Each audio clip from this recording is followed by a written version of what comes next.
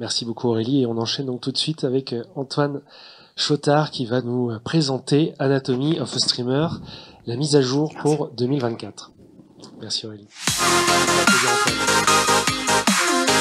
Bonjour à tous. Alors, enchanté. Moi, c'est Antoine Chotard. Je travaille pour une division de Samsung qui s'appelle Samsung Services. Le rôle de Samsung Services est de distribuer et monétiser, à travers Samsung Ads, des contenus dans les écosystèmes de Samsung, télé et mobile. Aujourd'hui, nous allons nous concentrer évidemment sur la télé, sur la CTV. Vous connaissez tous Samsung. Le but de notre étude aujourd'hui, que nous allons restituer, Anatomy of a Streamer, c'est de comprendre les usages et l'évolution de ces usages au sein de la CTV. Et étant le constructeur et l'opérateur de nos télés, nous avons évidemment une place de premier rang pour comprendre l'évolution de ces usages à travers toutes les données first party que nous contrôlons et que nous pouvons analyser et que nous restituons aujourd'hui dans cette étude Anatomy of a Streamer. Donc la plupart des données et des insights que je vais partager aujourd'hui sont pour la France et également pour EU5. Ce qu'on appelle EU5, c'est le UK, l'Allemagne, la France, l'Italie et l'Espagne. Comme je le disais, vous êtes tous familiers avec Samsung, vous connaissez ce qu'est Samsung, mais vous ne savez peut-être pas que Samsung représente en Europe plus de 60% de pénétration sur le device. 3 utilisateurs sur 5 en Europe ont un device Samsung, quel qu'il soit. Sur la télé, ça représente 60 millions de devices. Ces 60 millions de devices nous donnent évidemment, encore une fois, accès à des données first party.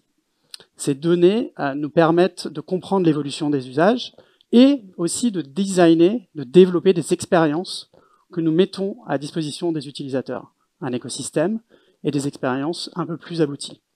Une de ces expériences, c'est Samsung TV+. Samsung TV+, c'est une plateforme de streaming gratuite, financée par la pub, directement intégrée et nativement intégrée dans les écosystèmes de Samsung, en télé et en mobile. Le but de la plateforme est de créer une audience évidemment la plus large possible et de permettre aux utilisateurs d'accéder facilement au contenu de manière linéaire et non linéaire, avec une très grande variété de choix pour tout type de contenu et de permettre à nos partenaires de contenu, aux marques, de distribuer quasiment directement à l'utilisateur leur contenu premium sur la télé en premier niveau de nos écrans. L'expérience est linéaire et non linéaire, on fait du fast et de la VOD, et l'ancrage contenu est très fort. On a évidemment une volonté de travailler de manière très privilégiée avec les éditeurs locaux, les producteurs locaux et les broadcasters locaux. Quand on parle de streaming gratuit financé par la publicité, on s'intéresse évidemment au reach et au scale. Quand on parle de reach, et on voit là le reach de Samsung TV+, c'est 160 millions de devices qui sont adressables dans le monde et une pénétration très profonde puisque nous avons 88 millions d'utilisateurs actifs mensuels sur le monde. C'est 50% de croissance de 2023 à 2024. En termes de consommation, si on parle de l'échelle, la scale de notre business, ce que Young-Soon Kim, qui dirige Samsung Services, a annoncé récemment à l'IFA, c'est une consommation de 5 milliards d'heures vues sur le service en 2023. Évidemment, la grande part vient des US, mais la croissance est portée par les marchés internationaux, et notamment l'Europe. L'ambition et nos projections nous donnent à voir que ce chiffre va doubler en 2025. Donc en 2025, sur Samsung TV+, vous aurez 10 milliards d'heures consommées sur le service. Ça vous donne une idée du potentiel et du scale que nous apportons sur le marché. On a une idée maintenant du scale, du reach. Maintenant, on va comprendre les utilisateurs. On va se pencher sur les utilisateurs. Et là, on utilise des données third party de notre partenaire GWI pour comprendre qui sont les utilisateurs de l'écosystème télé Samsung et de voir ils sont plus technophiles. Ils ont 2 fois plus de chances d'être des early adopters et sur la France, 45 fois plus de chances d'être technophiles. Donc les chiffres que nous allons partager aujourd'hui, les insights que je vais partager, sont, on n'a pas de boule de cristal, mais ils donnent, je pense, une indication de là où va le marché, ou en tous les cas, une partie du marché, là où il va, sur les usages en Smart TV. Regardons maintenant l'usage streaming, et ça c'est intéressant. Aujourd'hui sur EU5, 82% des utilisateurs d'une Smart TV Samsung font du streaming. C'est 93% sur le UK. Ça pose, je pense que vous ne serez pas surpris par ce chiffre, ça nous montre bien la pénétration, l'adoption. Regardons maintenant, ça pose deux questions pour moi. La première, c'est est-ce que cet usage est quotidien? La réponse est oui. Quand vous regardez le nombre de sessions, sur EU5, c'est 8 sessions hebdomadaires. Sur la France, 9 sessions hebdomadaires. La deuxième question, c'est est-ce qu'il y a de l'engagement? La réponse est là aussi oui. 118 minutes en moyenne par session sur EU5. C'est plus de 2 heures sur la France. Cet engagement, ce développement du streaming est évidemment dû à une offre qui se développe. On l'a vu sur la France, la révolution du marché du streaming gratuit des broadcasters avec l'arrivée d'un TF1+, d'un M6+, et l'arrivée également de nouvelles plateformes SVOD, type Max sur le service. Cette offre qui se développe crée et développe des usages, surtout portés par la Smart TV. On va regarder maintenant un peu plus près qui sont ces utilisateurs de streaming et quel est leur usage pour ceux qui sont majoritairement streaming. Donc ici, les chiffres que vous avez, c'est pour les utilisateurs qui passent plus de 55% de leur temps sur la Smart TV faisant du streaming. Et ce qu'on voit, c'est que c'est la majorité. Sur EU5, 53% des utilisateurs sont majoritairement streaming-centric, c'est 51% sur la France. Là encore, on le voit, ce développement du streaming se développe grâce à une offre de contenu plus large. Je l'ai dit, des nouvelles offres et des nouvelles plateformes qui se lancent, mais également des nouvelles offres de contenu qui sont facilement accessibles pour les utilisateurs. L'utilisateur peut facilement retrouver son rematch ou DJ Mehdi sur arte.tv ou Plus belle la vie, J'irai dormir chez vous sur Samsung TV+. Donc le streaming se développe. Après, il faut qu'on reste humble. Le broadcast et la télé-broadcast restent majeurs en Europe et en France. On le sait tous, la télé linéaire ne va pas disparaître. Les audiences vieillissent. Notre rôle chez Samsung Services, c'est d'accompagner les broadcasters à toucher ces nouvelles audiences qui sont sur la Smart TV à travers leurs propositions de streaming, à travers de la distribution sur Samsung TV+, pour toucher ces nouvelles audiences et permettre à ces nouvelles audiences d'être exposées à leurs propositions de contenu qu'ils n'arrivent plus à toucher à travers du linéaire classique. Maintenant, on va regarder un peu la catégorie et les différentes catégories de streaming. Et on l'a vu dans la présentation précédente, il y a un plateau du SVOD. Aujourd'hui, la SVOD, au global sur notre écosystème, représente quand même la majorité de la consommation streaming. Et ça, évidemment, ça reste le cas, mais la croissance est portée par le streaming financé par la publicité.